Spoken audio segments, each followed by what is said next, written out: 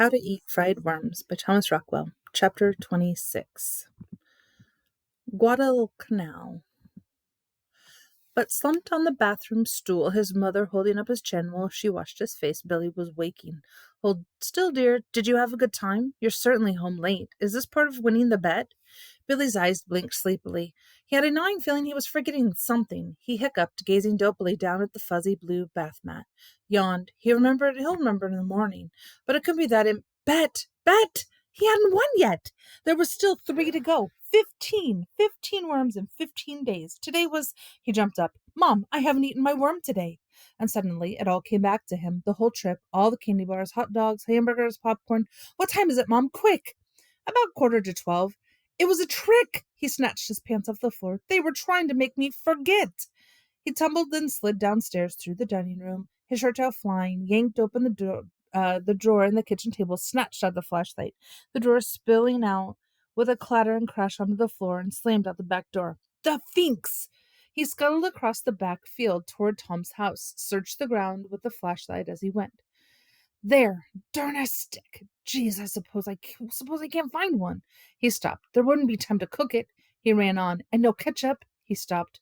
I'll bet Tom wasn't sick at all. He ran on. The night was moonless and close.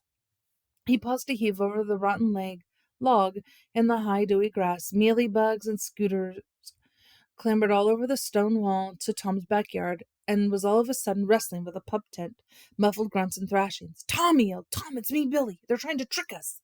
Tom and his younger brother Pete crawled out from under the pup tent. It was a trick, panted Billy. Alan and Joe were trying to make me forget.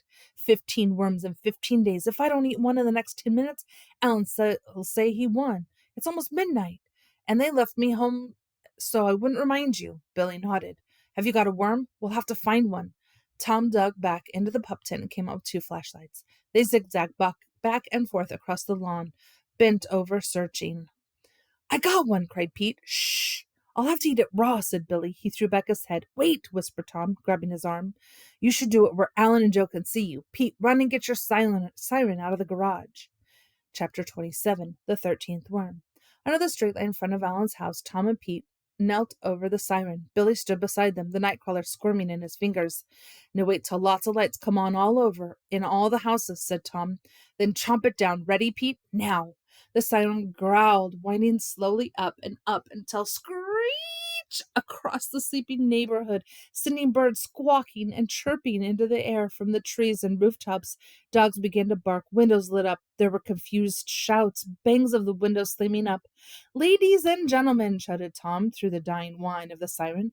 Alan Phelps and Joseph O'Hara thought through their finkiness and cheating, their lies and dirty. Come on, muttered Billy, his head thrown back, dangling the worm over his open mouth. We haven't got much time. Alan Phelps and Joseph O'Hara, shouted Tom, have forced us to wake you all up so that you may now witness rat-a-ta-ta-ta, the eating of the 13th worm. He dropped to his knees. The siren wound slowly up to a screech. Billy dropped the crawler into his mouth and chewed furiously. His eyes closed, fell to his knees, still chewing. His face turned beet red, toppled over on his side, still chewing. Rolled and writhed on the sidewalk, clutching his stomach, still chewing. Tom and Pete kneeling by the sidelight, working the screaming siren. Billy threw open his arms and lay still on his back under the glare of the streetlight, his mouth wide open. Ta-ra! Announced Tom, springing up and pointing to Billy. The 3 boys ran off into the darkness. As they went, Tom yelled, Remember! Alan Phelps and Joseph O'Hara! Chapter 28. Hello, where? A confused murmur rose up and down the street. Suddenly a boy shouted from the Phelps house, Finks! Alan's father dragged him back from the window. Is that where you were stuffing Billy with candy and junk all day? Leave me alone. Yeah, we were trying to trick him. The Finks! Finks! He yelled at the top of his voice, lunging toward the window. Quiet! His father sat him down hard in a chair. Joe peered furtively out of the window through the fringe of the bedspread as soon as he had heard the siren and Tom's yells. He'd crawled under the bed. And that's why Billy woke up the whole neighborhood up?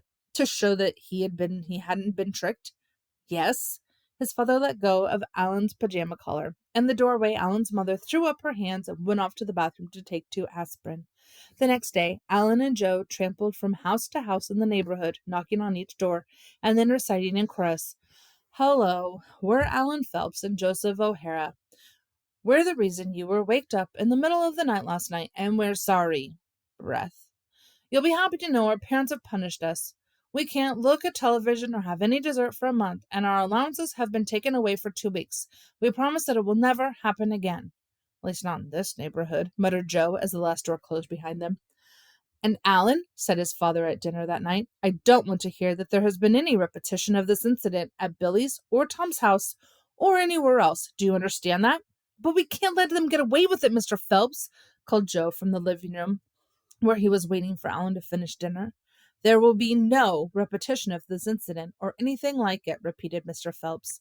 "You tried to trick Billy and lost. That will be the end of the matter." Chapter 29. "You know what you are?" said Alan, his nose almost touching Billy's. "You're a buster." "And you're another," sneered Billy through clenched teeth. "And a cheating, lying, dirty, snot-nosed, cheating, lying one." "If you say 2 more words," said Alan, "you know what? I'll beat your head in." Billy breathed hard. "I'm right behind you," muttered Tom, peering grimly over Billy's shoulders, his fists clenched. "Yeah," said Joe from behind Alan. "So what? We can lick both of you with our hands tied behind our backs and paper bags over our heads. You couldn't lick a flea. Yeah? Yeah? Spiff, whack, thump. Someone's choking. No fair. Thwomp. Gouge. Joe crawled off behind a tree, nose bleeding. Whomp! He's pulling hair. He's scratching. Twist, twist.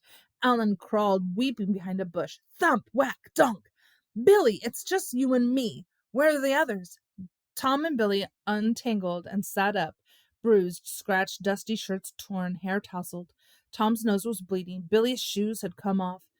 "Yeah, yeah," sussed Alan and Joe from behind a tree. Billy started to shake his fist at them and clambered up, but then sank back. Tom panted beside them, bleary-eyed. "Yeah, yeah, y'all worn out? You can't fight any more?" Alan scooped up a handful of mud and flung it at Tom and Billy. Then Joe did the same. Billy and Tom scrambled up and pelted back. Mud splattered against trees and bushes. Alan began to cry. A rock hit Billy over the eye. He sat down backward in the mud, covering his head with his arms, sobbing. Joe and Tom stopped throwing. Joe grabbed Alan. "Come on!" Tom knelt beside Billy. "Let me see, Billy. Is it bad? Take your arms away so I can see." He tried to pull Billy's arms apart. Billy wrenched away. "Come on," said Tom in a scared voice. "I'll take you home. Come on. Your mother can take you to the doctor." Chapter 30. The Peace Treaty. Alan and Joe sat on the sofa, Tom and Billy on 2 straight chairs opposite them. "Now," said Alan's father, "what's this all about?" The 4 boys all began talking at once, accusing, recounting, explaining. "All right," said Alan's father after a while, "that's enough. Now we know if it's got something to do with this bet Alan and Billy made, but Mr. O'Hara and I aren't going to get involved in that. You'll have to settle that among yourselves. You 4 boys have been friends too long to start fighting now," said Mr. O'Hara. "You really hurt each other. Look at yourselves. Your faces all bruised and muddy. Talk it over, work things out, and then you can shake and be friends again." Joe muttered under his breath, "I couldn't be friends with those rats." "We'll be in the kitchen," said Alan's father. "And when you've settled it, call us, and we'll go down to Friendly's for some ice cream, okay?" Billy and Alan and Tom nodded. The 2 fathers left the room. The boys gazed silently at each other. After a while, Alan said, "It wasn't us that scratched Tom. Billy did it." Another silence. "Did you have stitches?" Billy asked Alan. "Naw, did you?" Billy shook his head. More silence. "You tried to cheat," said Billy. "That wasn't cheating. We were just trying to trick you." "Yeah, but before that, when you glued the 2 worms together, that was cheating." "You would have cheated too if you'd been losing." Billy thought about it. "Okay, but look, no more cheating. I've already eaten 13 worms. You know I can eat 2 more. Heck, if I buy George Cunningham brother mini bike, we can all use it, and we'll all have fun with it." Joe and Alan glanced at each other. "Okay," said Joe. "You win." "He wins, Alan." "Yeah, but what's the use?" said Joe. "We've tried everything. I'm sick of it. Geez, we've done nothing for almost 2 weeks." Alan scratched his elbow, glancing at Joe. "Yeah, but..." Joe stood up. "Come on, at least we'll get a milkshake out of it."